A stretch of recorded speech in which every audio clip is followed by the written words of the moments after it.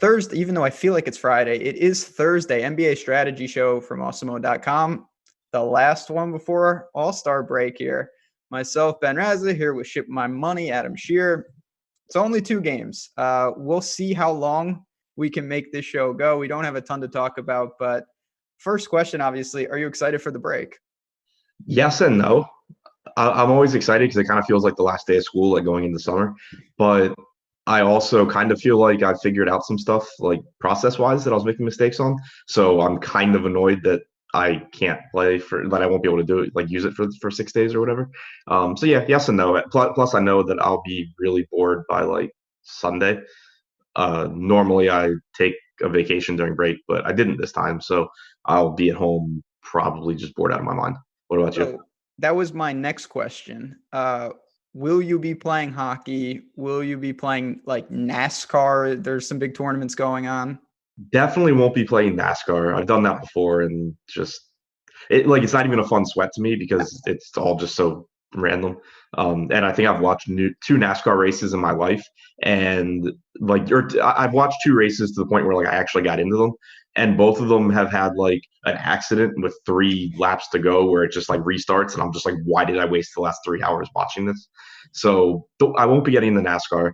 Normally, I play hockey for like one day and then realize it's the most boring DFS sport that there is, and I stop. Maybe I get into it this time since I've gotten better like in Excel at like automating stuff, so I can just like take our hockey projections and do what I want to them pretty easily and not need to know anything about hockey. But most likely we'll just take the weekend off, maybe like actually read a book or something. Read a book. Look at that. I will say I'm a little biased. Everyone in chat, we see you guys there. You should all come and play golf. That's the actual answer. I know I play that, that's my main DFS sport. It is, to me, clearly one of the best, if not the best DFS sweat. It's my favorite to play. You see? And this is why we pay you the big bucks. I do want to say right off the top, Super Draft sponsoring the show. We do appreciate it. As you guys know, they're using the multiplier mode over there. So no salary constraints. It's a different format. I say it every time, kind of unsolved. You have some opportunities to make some money. There's been some overlay. They've been running some bigger contests. So if you haven't signed up and you want to, promo code AWESEMO, you get $20 free on top of your first deposit of $100 or more. Tonight, obviously, they have the 2-gamer. It's a little different. They've opened up the multipliers. We're going to talk about the slate. But I did want to talk just about All-Star break. And I wanted to just follow up on what you said, because we didn't talk about this. I'm kind of interested. Are you changing? When you said you kind of figured some stuff out, did you have leaks? Are you changing what you're playing? Is it buy-ins? Because I know for me, like a lot of times I'll reevaluate what I'm actually playing, just because sometimes I think my lineups are okay, but I'm entering them kind of in the wrong tournaments or something like that. It's been both. I found a couple of leaks I was making from like a 150 max standpoint. Yeah. I think that going through like lineup study, I think that I was getting a little bit too big of a player pool, like comparing it to Alex and some other, high stakes or high volume guys that I respect. I pretty much always had either a little bit or a lot more players than them. So that was something that I fixed. And then also I think that I had a little bit of a leak in the way that I was making my lineups in Fantasy Cruncher.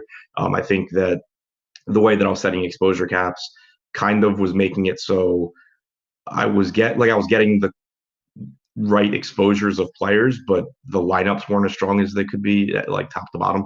So those were 2 things I fixed. But then also I've switched over the last few days and started playing more of the high entry, small field stuff, less of the 150 max, lottery type tournaments, just because the swings are so big in those, and it can drain you if you're having a bad season. So I've kind of done both. I found some mistakes I was making, and I started playing completely different tournaments. Yeah, I mean, it's amazing how, when you're doing that, your year is literally defined. Did you bank or did you come in 7th like 9 times? Yeah, I was talking to Alex about it the other day, and I don't mean this in a way like, oh, I'm playing great. I played great all season and I got unlucky, but like it's crazy in those tournaments. And just using my first half as an example, there's like 3 specific plays that I can point to where instead of being minus 100K for the first half of the season, I'm plus like 150, like just by changing like literally 3 specific plays in games. It's kind of insane when you look at those tournaments. Yeah, I mean, listen, that's a whole nother show, the top heavy nature of these. I do want to say, perfect segue, Special shout out to Tom JK321. The man runs our site, of course, super sharp player. Took down 100K last night. LeBron overtime in the Lakers game certainly helped him out. But 381. I did not play last night. I was focused on golf. Last thing before we dive into the slate, did you play last night in what was the last real slate of this first half? Yeah, I played last night. Didn't go great. The overtime in the Lakers game was kind of the final nail in the coffin. I went from being down a little bit to down more once LeBron got overtime and got to 70 or whatever. Just changed the entire top of the leaderboards. So yeah, it wasn't the best slate, but I did play. Okay, fair enough. Yeah, I mean, listen, it's just what you just talked about. Like one running pure overtime game, it can really make the difference. And it's a long season though. We've had a lot of subs actually. We saw someone take down 100K the other night. It's been fun. I have to keep it rolling, but we got 2 games. They're actually pretty good games. It's just I want to talk to you about how you approach a 2-game slate. So we got the Clips going to the Celtics. Then we got the Thunder and the Pelicans. I guess we'll start with the Clippers and Celtics. 227 over under. Celtics at home, 1.5 point favorite. Before we dive into the actual plays though, I mean, I assume you're not the biggest fan of a 2-game slate. What are your thoughts on those in general? Yeah, I'm definitely not. In general, I think it makes sense to maybe factor in ownership a little bit more than you normally would, just because obviously it's more difficult to differentiate when you only have 4 teams to choose players from, whereas on an 11-game slate, the ownership's not as big of a deal. Also, I think rules become a little bit more important if you're making a bunch of lineups, just because like if you're talking about a full slate, a lot of times you're not going to get kind of like fringy plays together in the same lineup anyway, because there's so many different players that are in good spots. But here with only 4 games, you're obviously going to get to those kind of questionable guys quicker. So making sure that your lineups all make sense from a not negatively correlating with each other standpoint, I think becomes a little more important. Yeah, and that's something, just to reference our tools behind the paywall. I know Alex's show, The Game Plan, does a great job talking about that with our lineup builder. Certainly we have the ownership projections, and they're always important, but tonight, especially when you have guys, I mean, we'll get to Gallinari in the second game. He's going to be quite popular.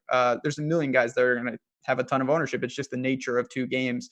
So using those to make sure that your lineups have as much leverage as you can find. I know it's hard to differentiate when it's only 2 games, and it's a sport like basketball where, when we talk about like showdown NFL, you can play a guy who's on the field for like 8 snaps. If the guy is not going to get on the court, and we kind of know that, it doesn't really work to be like, I'm going to be different and play this guy who's going to get a DMP coach's decision. So that's a bold strategy that I don't think you should go down. Yeah, definitely a good point there where like, who was it in like the Super Bowl with DeMarcus Robinson or Mecole Hardman, like whoever, it's like, oh, they might touch the ball, twice, but they can just house it and win you a tournament. You don't really get that in basketball. It's not, you're not going to make like an extra special 3-pointer and win someone a tournament. That would be an awesome sport, but it really doesn't exist. Like, yeah, you're on the court for 1 minute, just put up like 30 points. Right. Not a thing, but all right, let's dive Adam in. Okoka did it for the Bulls the other day, but it's not normal. See, there it is. Look at that. God, the Bulls could do a show just on them. All right, so we got Kauai, gonna be popular. I think he's 9,100 on DraftKings. Going to be a staple of people's lineups. He's 1x on SuperDraft. No surprise there. 9,900 on FanDuel. I assume that you like him tonight. I think it's a pretty good spot, despite this being the worst of the 2 games. Yeah, I mean, DraftKings definitely priced guys down to at least, give us multiple good options on this slate. It's not like it's the most appealing matchup against Boston, but they have been playing a little bit faster pace, and in competitive games, you tend to see obviously more playing time for Kawhi. So 9,100 just looks like a really, really good price tag for him, even though George is back. Yeah, I mean, just looking at the Clippers as a whole, unless, and feel free to correct me if I'm wrong, Patrick Beverley is out, but other than that, I believe they have everyone good to go. Yeah, he's really the only injury that is of any relevance. Yeah, so as you mentioned, we've got Paul George at 7,900. Of course, Lou Williams. We've got Harrell. What do you make of, besides Kawhi? How do you kind of prioritize the Clippers tonight? I think that their pricing in general is pretty good. It was nice to see in the last game that they played against Philadelphia, they actually had a pretty competitive game where you got to see full run from everyone. So it had been tough because if you're going through popcorn machine and looking at the Clippers recently, there's been a ton of games where one of George or Kawhi sat. There's been a ton of blowouts. So, and it's kind of moving pieces with this team. So it was kind of tough to confidently say, oh, this is what the rotation looks like if the game is competitive. So it was nice to get one of those. And you got, 36 and a half minutes from Kawhi.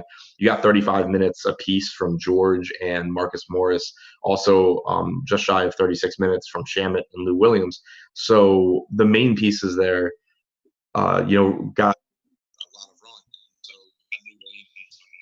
he's only 6,100 here. He obviously loses usage when he plays alongside Kawhi and George. So he's not the same level of production that he is when, he was coming off the bench and it was basically his show to run.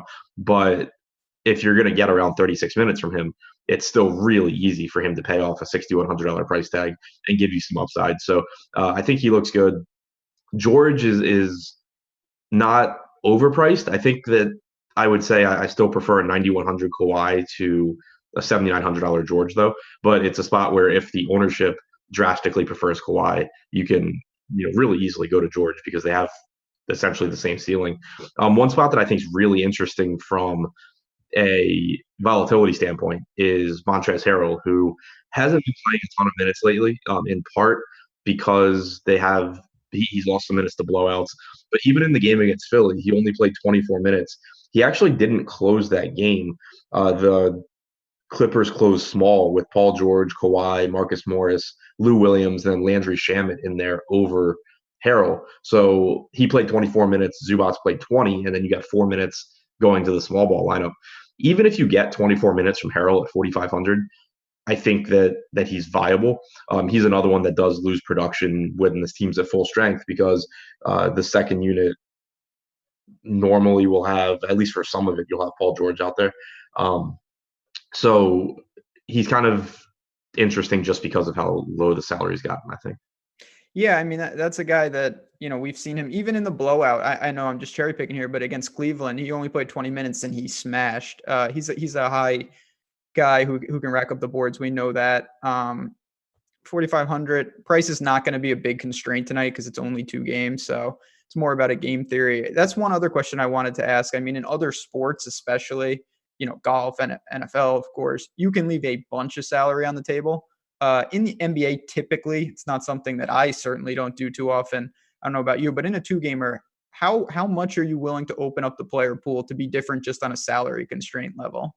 I generally still don't intentionally leave salary. I never set like a minimum salary cap or salary floor. So like on a 2-game slate, I guess it's more likely that I get some lineups that maybe come in around like 49.5 or 49.4 or something like that, just as a result of the way salaries work out. But it's still not something that I intentionally do, just because with basketball being as projectable as it is, it's kind of asking for a lot to like intentionally be, so let's say leaving $1,000 on the table, you're probably making pretty suboptimal lineups.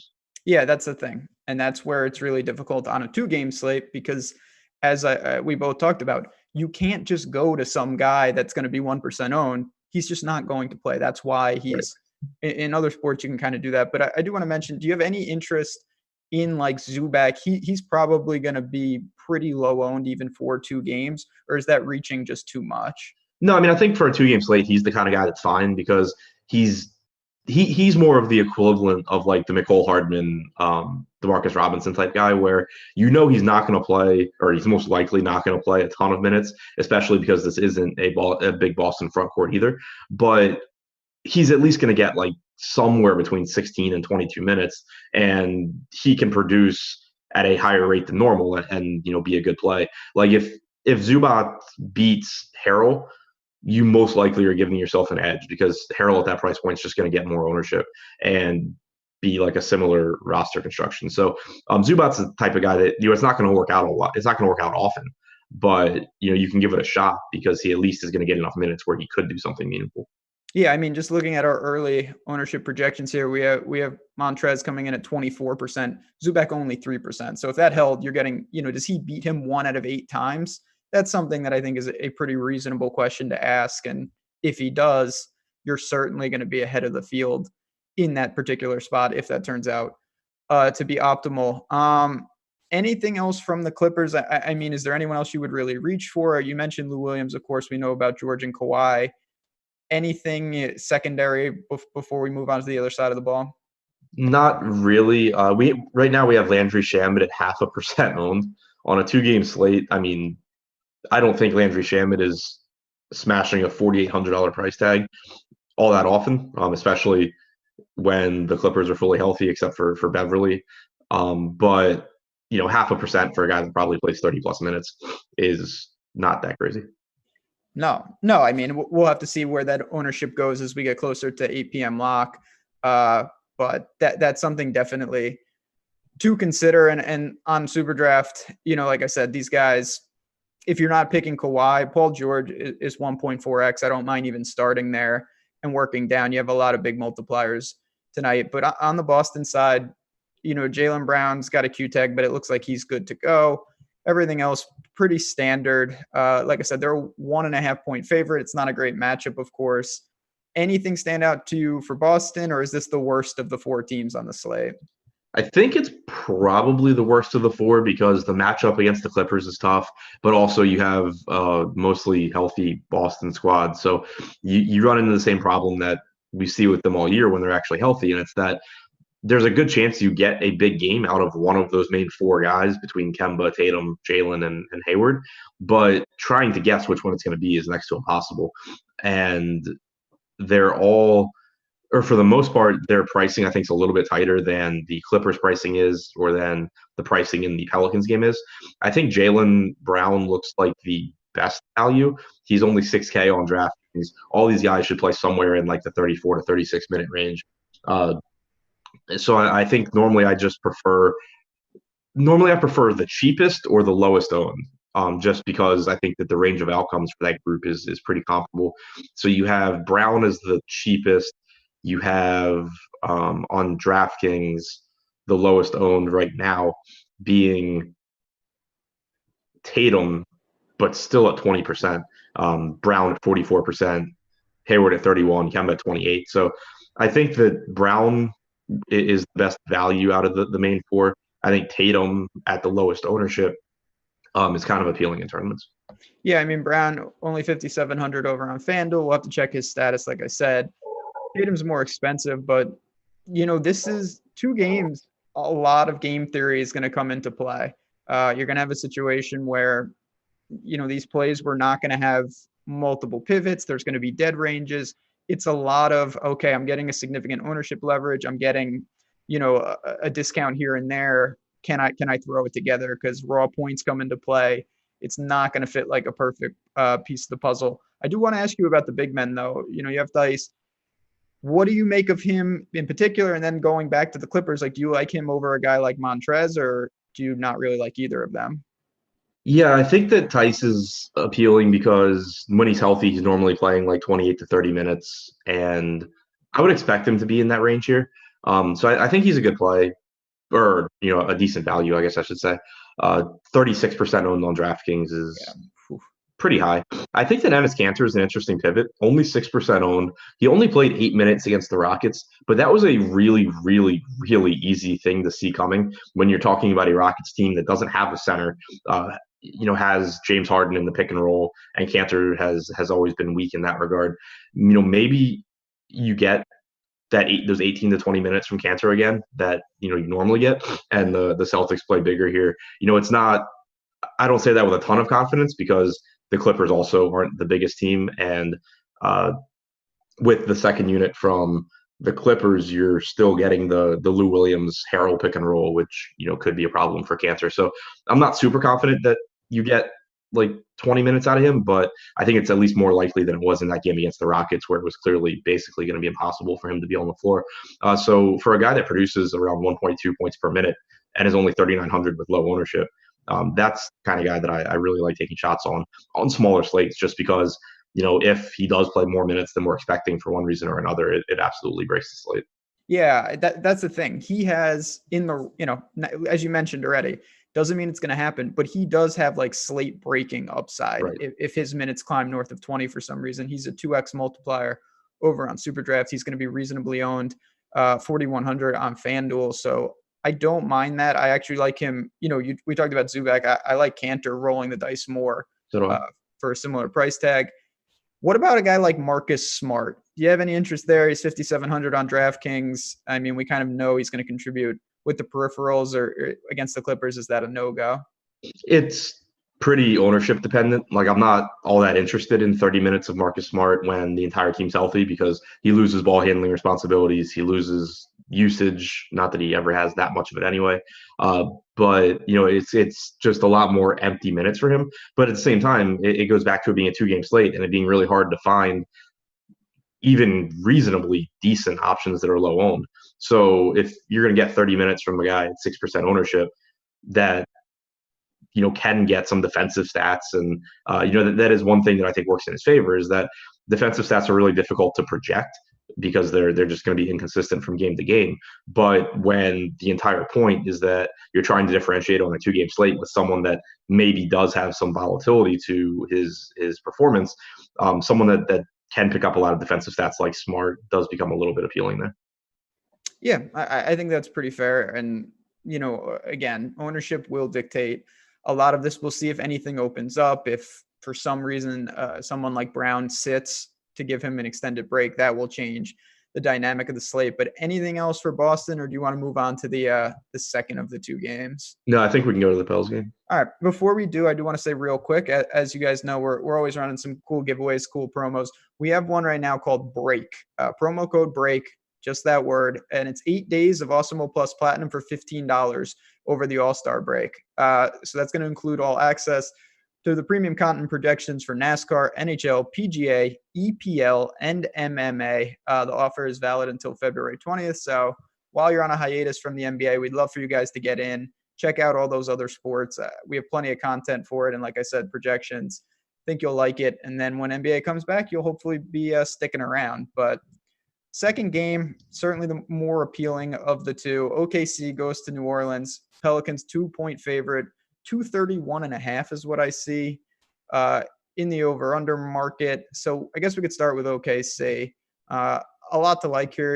We've got CP3, we got Gilgeous-Alexander, Gallinari, maybe the highest owned guy in the entire slate, and then guys like Adams. What do you make of the Thunder in a pretty good pace-up spot? I think it's a great spot for him. Gallinari's ownership being where it is makes sense. He's just too cheap for someone that's going to play 31, 32 minutes against the second fastest team in the league right now. Not a great defensive team either, especially when you're talking about not like Drew and Lonzo are quality defenders, but neither of them are dealing with Gallinari. So it looks like a really good spot for Gallo. The one thing that I guess I would point to is that he's a really good bet to give you a quality score at his price point, and he's absolutely someone that should be in your cash lineups. He's not the most volatile player. That's not to say that he's not capable of scoring like 40 points here and just being someone you have to have, but he's just not the highest upside guy. So I don't mind if he does actually come in at 75% owned. I don't mind coming in under him and just kind of pivoting, some of that to whether it's a similarly priced player that projects a little bit lower, or just getting a different roster construction and going to like a Jason Tatum or something like that at the position. That would be like, I guess, the one negative that I would point to for Gallo. Yeah, I mean, it's a double-edged sword, of course. He's, in my opinion, rarely going to bust to the sense where, when you take a big fade like that, I don't know how aggressively you could get paid off if he doesn't play well. But on a 2-game slate, anytime you can separate from 3/4 of the field with a guy that probably doesn't end your slate if you get it wrong is also pretty appealing. Right. Yeah, and I think the first point you made there is important too, and it's why that I'm not like heavily advocating for doing it, is that I think it's really unlikely that he busts. Yeah. And so, it's something that I've said before. I don't think that it gets talked about enough, but floor matters too.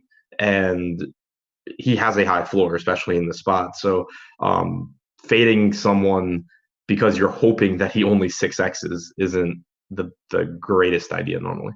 Yeah, and the other thing, I know, just looking, and we can talk about guys, but when it's 2 games, you don't have that many pivots in the similar range. It's going to be a different roster construction most likely, unless you see like a one-off, I guess, with like Josh Hart. I mean, but these are it's few and far between. Smart is there. I don't really like that, to be honest. But what do you make of Steven Adams? Because we have him, and then we have behind him, you've got a guy like Nerlens Noel who's dirt cheap. That's bottom of the barrel type play. But do you like Adams, and is there anyone else in that front court that you could get to? Yeah, I do like Adams. The playing time's been up lately. I think like 30, 29, 30, 32 minutes over his last four. And it's, a pretty appealing matchup against, in a pace-up game. So I really like Adams. I think he looks like another really good value. Noel is definitely someone that you can be using in tournaments. The problem is that, right now we have him projected for 39% ownership too. So that's another one where, like, if he's going to be 39% and Enes Kanter is going to be 6%, you're expecting similar minutes for them. Kanter is actually the more productive player on a per minute basis. So I like the idea of pivoting to Kanter at lower ownership, but 3,200 is clearly too cheap of a price point for Noel. He only played 8 minutes last game, but I'm not reading into that because he picked up 3 fouls in his first 1 minute and 37 seconds, picked up another foul during a brief stint in the third quarter, and then, didn't close the game because Adams closed. So normally you're going to get whatever 48 minus Adams minutes is for Noel, which is typically going to be somewhere around 18, and at 3,200, that's fine. Yeah, I think, listen, that's one, I'm with you. Noel would be a lot more interesting if that ownership starts to creep down. But when you're talking, 1/6 with a high upside guy like Kanter, even though the floor is non-existent, I will take my stabs there. If I have to go there, even on Super Draft, they're pretty reasonable multipliers. I'd go to Kanter. This is a creative player, but do you have any interest in Dort for OKC? This is a guy that, for me, I remember him on Arizona State. Didn't know what he was doing, to be honest. Haven't really been paying attention to him in the NBA. 3,100. Any interest in going there? Is that just unnecessary? It seems unnecessary. I mean, he's pretty much a 3-and-D guy, and you have Terrence Ferguson back. I mean, he's capable of having a big game. He's done it before. It's just not something that is going to happen, very often. So I guess, 1% owned guy that plays minutes on a 2-game slate has some value, but you're really asking for a lot to break your way. I will say that I guess it's the type of game where guys like him should do well. Like, there's more opportunities for defensive stats because of the increased possessions. There's more opportunities for him to get, open threes in transition or whatever. So certainly not someone that I expect to have a lot of, but more in play than he ever is on other slates. Yeah, if this wasn't 2 games. I will listen. I want to be clear. I don't think this is a good move, but just knowing what I know about him, and like I said, that comes from college. He's the type of guy that in a transition type game, he's really athletic, can get moving, can get up and down. That does scream Pelicans. Yeah, I think it was the Portland game. I don't have it in front of me, but I think it was the Portland game where he just went absolutely nuts. Just hitting open threes and getting defensive stats, and that was like an 8-game slate. So when people passed me with Dort, I was really confused and making fun of them to myself. But yeah, that wouldn't be the case here. Like, if Dort is in a lineup that wins a tournament, I would obviously still be surprised, but I wouldn't at least think that the person was drunk when they made their lineup. Yeah, he exploded against Sacramento. That was what it was. Yeah, just 5 of 6 from 3. Listen, that can happen, but I even on 2 games, I think we've talked about other places to really go. But so just to kind of sum up the Thunder, I mean, are you more confident in that backcourt with CP3 and Gilgeous-Alexander, or is it just Gallinari? I mean, how do you just kind of rank them? I know it's a little abstract. Yeah, I mean, I love the backcourt too. I would say that I'm more confident in Gallinari and Adams just because of their price tags. But I mean, it's a good matchup for all these guys. As far as individual defenders go, the backcourt for the Pelicans, I think, is stronger than the frontcourt. But there is just so many opportunities in transition, so many extra possessions because of how fast the Pelicans play, that getting 32, 33 minutes from Paul, getting 34 to 36 from Gilgeous-Alexander, they're still going to look like really good plays. And then Dennis Schroeder, I think, potentially gets a couple of extra minutes here as well because, especially if Ingram is out, you're talking about a lot of minutes where Drew Holiday, Lonzo, and Josh Hart are all on the floor together. Makes it really easy to be getting to, or for the Thunder, to be getting to Paul, Gilgeous-Alexander, and Schroeder lineup. So I like the guards as well. I would still say, as far as priorities go, they're a little bit behind Gallo and Adams just because they're a little bit more expensive. Yeah, I mean, again, we'll see, but right now we have Schroeder really projected for a ton of ownership, almost 50%. That's a little surprising. I'm not sure I'm too thrilled about that. 6,400 on FanDuel. Don't mind the price on either side, 5,800 on DraftKings. But you mentioned, I mean, I guess I could say the key to the slate, because it's only 2 games, is Brandon Ingram. If he sits, there's a domino effect that extends not just to the Pelicans, but to the Thunder, as you mentioned. Do you have any, I guess right off the top, do you have any inkling of what do you think? He's missed the past 2 games with the ankle. You think he goes tonight? I'm kind of torn. Like, it feels like a true 50-50. I'm going to side with him not playing just because it is the last game before the All-Star break. Yeah. And I think teams tend to be a little bit more cautious there. But I mean, at the same time, it was just like a right ankle sprain. And assuming it wasn't like a high ankle sprain or anything like that, those, players tend to get over those pretty quickly. So it kind of feels like a true 50-50 to me. Yeah, that's to me. And again, what do I know? The last game before, it just seems borderline unnecessary to put him out there when if he doesn't play tonight, he'll come back much healthier. I don't know if it's just like a pain tolerance issue where he could possibly get, hurt worse. In that case, it would make no sense. But I do know that prior to their last game, when he was a game time decision, they said that he still had a little bit of swelling in his ankle and that he was going to go through warm ups and see how it felt. So it does seem like it's a pain tolerance thing, which I think would shade it in the direction of him playing, which is kind of why I think it's like 50-50. Like, pain tolerance, normally I side with the player playing, and then last game before the All-Star break, I side with not playing. So I don't really know.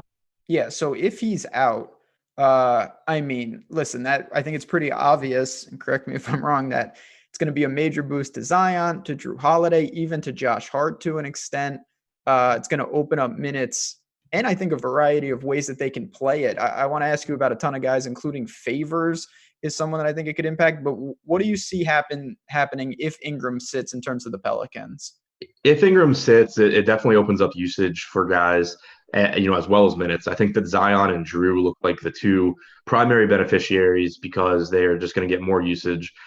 Zion, obviously is seemingly back to full strength. They actually ran him a little bit during garbage time against the Blazers too, just to get him some conditioning. He got up to 28 minutes. If the game's competitive, I would expect low 30s from Zion with increased rates. If Ingram's out, usage gets a nice bump for Drew as well. Derrick Favors is like more interesting if Ingram is out, because it at least opens the door for him to get more minutes. He only played 21 minutes against the Blazers, but obviously that game blew out. He didn't play at all in the fourth quarter. He still ran a pretty abbreviated first half rotation where he played about 13 minutes. So I think that, around 25, 26 minutes, if Ingram's out, is the safe projection, but there's at least a chance that you'd get a little bit more. If Ingram is in, on the other hand, I think it's more likely you get like 24 minutes. So, maybe take a minute or 2 off the projection because there's such a good chance. And we've seen them closing with Hart over Favors. Whereas if Ingram is out, they can close with Hart alongside Favors. Yeah, that's rare. I think it's one of the tougher spots to decipher where you have Hart, you have Redick as well. 4,400, a guy, I mean, obviously we know he can get hot from 3. Do you think that they can coexist? And we're talking just a little lineup construction, like Hart and Redick together, or is that too, cannibalizing, for lack of a better word? If Ingram's out, I'm fine with them together because I think that there's a non-zero chance the closing lineup would be Ball, Drew, Redick, Hart, and Zion. If Ingram's in, then I wouldn't want them together because actually, with it being a 2-game slate, I probably would do a max 1 of Redick and Hart. I think you could do something like max 2 of Lonzo, Redick, and Hart, just because there's more than 0 times that for whatever reason Lonzo, doesn't play and Drew closes at point. But normally Redick, 1 of Redick and Hart is something that I do. Okay. Yeah, I think that's probably the prudent way to go. And this is, again, these are decisions that you just never have to consider on like an 8-game slate where you're, combining kind of odd guys on the same team potentially. But Favors, that's the guy for me that I feel like I could get sucked into. I think this could be a buy low spot, as you mentioned, with Ingram not playing potentially. Could open it up. And then, I mean, Zion, listen, he's pretty good. To tell you the truth, I haven't honestly seen him that much. It's a guy, of course, I saw a ton of him in college, caught a little of his games, but I've been, from what I've seen and what I've, looked at, seemed pretty impressive, honestly. I wasn't as high as everyone else with him, just knowing what we had with the hype. Have you seen a lot of him? And if so, what did you think of him just in this short little sprint? Yeah, I mean, I haven't watched a ton, but I've been impressed. I jokingly tweeted something the other day about him being terrible because he was like my highest owned player on the slate, and he was doing terrible. A lot of people took it seriously, which was fun. But no, I've been impressed by what I've seen. I think the thing that's stood out to me the most is just what a matchup nightmare he is in the paint. Because from a strength standpoint, when teams are putting like a 4 on him, he's just going right through them and scoring. But if they're putting their stronger 5 on him, he's just kind of going around them and scoring. So it's really been a nightmare for teams to try and match up with him around the basket, which has been fun to watch and has been impressive. Plus, they're playing at a faster pace with him back getting out in transition more. So yeah, it has been pretty impressive to watch. There's been a lot of games where he's lost out on minutes too as a result of really just non-competitive games. So that's something that I think is keeping his salary down a bit as well. Yeah, I mean, I was, they're 18 and a half out of first. Obviously, I don't have to worry about that, but they're 5 out of 8th. It's going to take a big run for them to possibly creep in. We'll see what the Blazers can muster up. There's a bunch of teams vying for that late there. I do want to say real quick, Zion 1.75x over on SuperDraft. I don't mind that at all. You're going to be getting a lot of quality players with good multipliers tonight, and that's just a product of the 2-game slate. So I guess, final thoughts on the Pelicans. I mean, do you have a preference? I know we talked about all these guys, but is it front court? Is it back court? Is it just a mix of everyone, since this is just an appealing game in general? Yeah, so I mean, if Ingram is in, I still like Zion. I would like Ingram. So I guess Zion's a priority regardless. Drew goes from being an okay option if Ingram's in to being one of my favorite plays on the slate if Ingram's out. Lonzo is kind of just there regardless because he's playing big minutes, but obviously he's going to be the lowest usage guy out of the group. And then Favors, only 19% owned right now. We have Ingram projected in, so that's probably why. But he's another guy where, if the ownership is low enough, I'm more than happy to play, minutes roulette with Derrick Favors. Last guy, and then we can give some final thoughts and bounce on out of here. Nicolo Melli, any interest? Not really. I mean, he's another one that gets more minutes if Ingram's out. Yeah. But the thing with him that stands out is that he's 4K on DraftKings, and while that obviously isn't an expensive price tag, there is it's more expensive than Cantor, for example. It's 25% around more expensive than, or 20% more expensive than Noel. It's not the most appealing, I don't think. Yeah, I don't think I'm there either.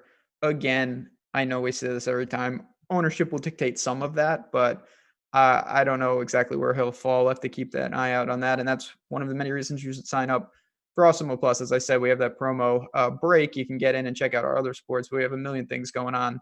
NBA Strategy is a sign-up code, 50% off your first week if you want to get in the door. But final thoughts before you get a nice welcome break for an all-star NBA slate. No, I mean, excited for it. I think that, obviously Ingram news changes the slate entirely, whether he's in or out. But, with it being a 2-game slate, just, try and find that balance between taking some risks, but also not having an absolutely insane lineup that, gives you no floor. Yeah, don't be playing creative players. We will have a live before lock, 7 p.m. Eastern for the 8 o'clock tip. I believe it's Salvetri and Fast Eddie Fear, but I could have made that up. Either way, we will have some content coming to you to close it out, and then keep an eye on it. We'll be doing plenty of stuff over All-Star break, not just for NBA, but for the other sports. But it's been fun, everyone. If you can hit the like button on the way out, we would really appreciate it. And again, just a special thanks to our sponsor, SuperDraft. Get over there, use that promo code AWESEMO, go play the multiplier mode, and let us know how you like it. We've had a lot of guys in Slack mention it. There's been some overlay, and I think people are really enjoying it. So good luck, everyone, on this 2-gamer, and we'll be back next week once NBA picks back up.